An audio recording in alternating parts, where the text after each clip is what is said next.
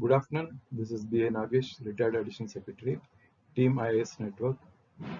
Today we are doing a topic on GS2 federalism. As I said in my earlier videos, GS2 consists of polity, governance, international relations. Now, an analysis of the previous paper shows that there has been a qualitative decline in the number of marks allotted to the polity part. Governance is carrying most of the marks. But it does not mean that you should totally ignore the static part. As I said in one of the videos, how there is an interlinking between the prelims and the mains. In the prelims, you learn the concepts. In the mains, you learn how to write the concept in 200 words. So, say for instance, you take the topic on federalism, which we are doing. So, before we discuss on this particular topic of federalism, it is assumed that you know the basic concepts of federalism, which is a federal authority, what are the components of federalism. I think all this you might have read, or you might have had a basic knowledge of preparation for Indian polity. Anyhow, I will start with the concepts and then go into the details. See the question. There is the need for greater decentralization of power. Authority administered through a single central executive unit is unsuited to the diverse and heterogeneous polity. So in this question, what the examiner wants to know from you is, what is this authority administered through a central executive, single executive? How the center is all pervasive, it is all powerful, and how the states are reduced to mere appendages. As the S.R. Bommai case, the Supreme Court clearly observed, states are mere appendages of the center. They do not have any independent existence. So with this background, we go for a discussion on this particular topic. So the scope of the answer would be, first, you give a background on how the Indian Federation has been created. This will take just about 2 lines, that's all. Because you should, unless you have a introduction, unless you have a basic description of how the Federation came about, the answer will not be complete. So with the background, you see how the Indian Federation was formed. See, unlike the American example, in America, 50 states came together to form a federation. They came out of consensus on their condition that their autonomy will be preserved. In India, it is exactly the opposite. The Government of India Act 1935, along with that, the Holocaust created by the partition weighed heavily in the framers of the Constitution. They wanted a strong central government. So this finds its way in most of the provisions of the Constitution.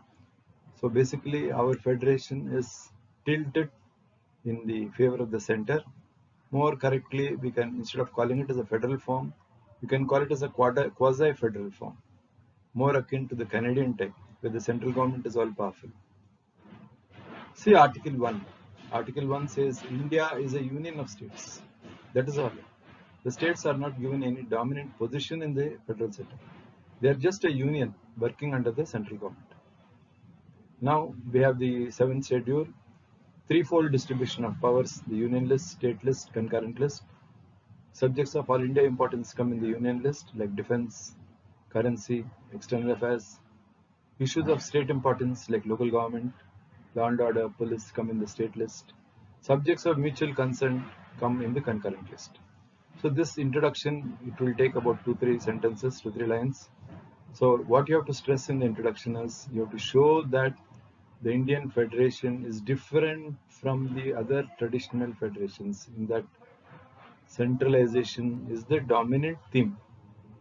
Now the question asks for greater decentralization. So we will see actual working of the federation, where there can be scope for improvement, and what has gone wrong in the actual working of the federation. So we take up the observations of the Supreme Court in S.R. Bommai versus Union of India. In S.R. Bommai versus the Union of India, the Supreme Court observed that states are mere appendages of the center. That is, they are dependent on the center for so many things. Now you take certain economic issues which have cropped up recently. One, the GST.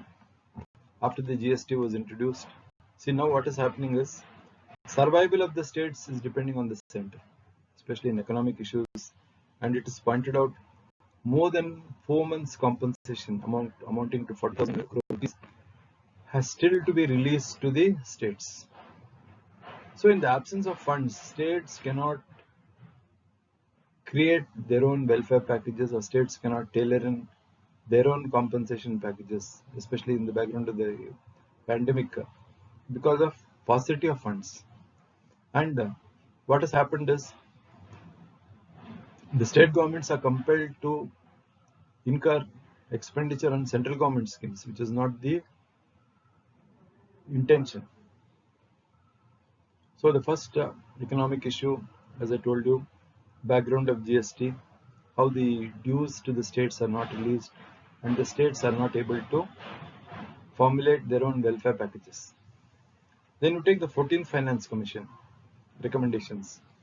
The 14th Finance Commission said 42, the state's share was increased to 42%. Now, while this is a positive factor, increase in states' own contribution towards expenditures. Why this has happened is because of decline in the share of grants by the central government. So this is another issue which is affecting the performance of the state governments. You take the curbs imposed by public finance management. See, when I say curbs imposed by public finance management, I mean it's basic things like how a state cannot borrow. The capacity to borrow, again, it has to be dictated by the central government, and the state governments are cut by the public finance management system, which imposes severe restrictions on purchases. Disruption of supply chains, not only with reference to goods and services, but other items of expenditure, relating other items of expenditure. So supply chains are disrupted. Now these are the issues affecting the relationship between the center and the states, and how the states have been cut by several economic factors which have imposed severe constraints on their working. Administrative issues, role of governors. Now the governor is an agent of the center, and in spite of many recommendations, let it be it the Sarkaria Commission or the second ARC Commission, the governor continues to play a dominant role in the administrative setup of the state, though from the back door. He is the eyes and ears of the center, and in many cases, how the central government has used the governor to promote disability in the state administration. Now, Jammu and Kashmir was divided into two union territories of Ladakh and Jammu. This was done without the consent of the assembly. Now, there are certain inbuilt provisions of the constitution which are providing or promoting centralization. You take the power of the parliament to create a state, it can abolish a state, alter the boundaries of a state. Then you take the powers of the Rajya Sabha. The Rajya Sabha can transfer a subject from the state list to the concurrent list. Then power of the Rajya Sabha to create an all India service, a centralizing planning authority called the Niti Aayog. Then other factors like, say for instance, giving of directions. See, giving of directions is contrary to a federal setup. Now the central government under Article 365 can give directions to a state government and on maintenance of central government property. And if the and if the state government does not adhere to the directions of the center, it is presumed under Article 356 that the administration of the state cannot be carried on in accordance with the provisions of the Constitution. In many cases, Article 365 has led to imposition of 356. That is, failure to follow the directions of the central government under 365 leads to imposition of President's rule under Article 356.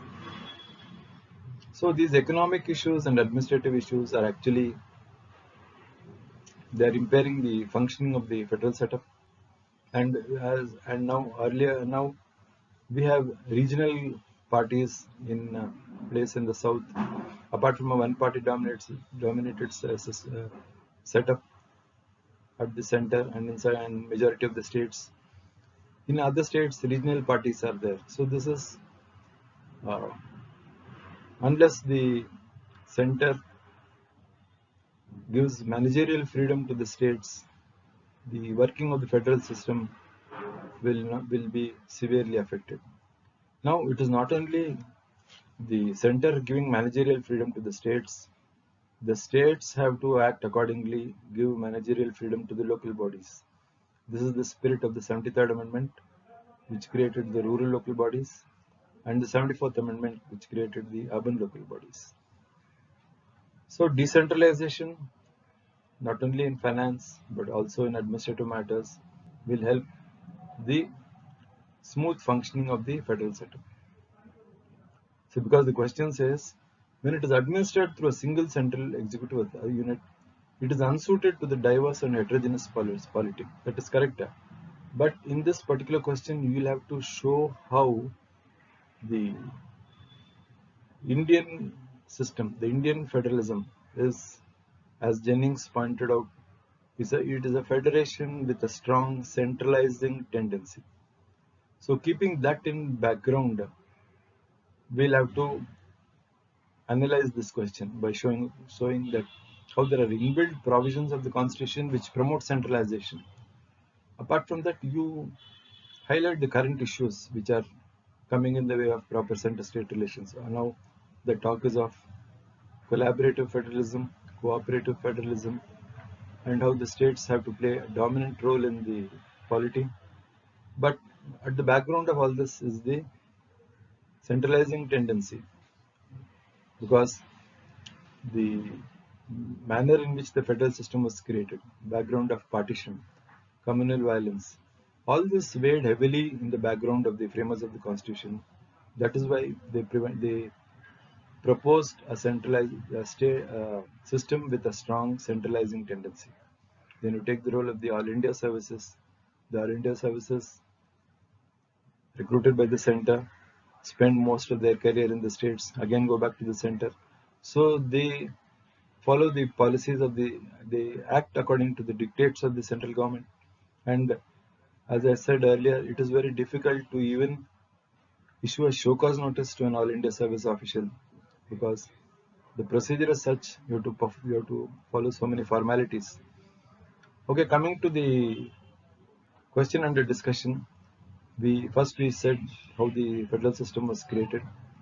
Then we examined the current issues, economic issues, which are coming in the way of proper center-state relations. We spoke of administrative issues. Then we spoke of how there are strong centralizing features in the constitution. In so conclusion, what you can suggest, managerial freedom to the states and local bodies, while the center has to work on giving more autonomy to the states. It is a two-way process. The states have to continue this process of managerial freedom to the setup below, that is to the district administration and to the local bodies. Okay, in such a situation, what will be the role of the union government? The role of the union government will only be to coordinate.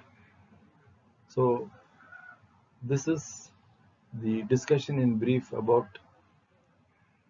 a question relating to GS2 federalism. Thank you.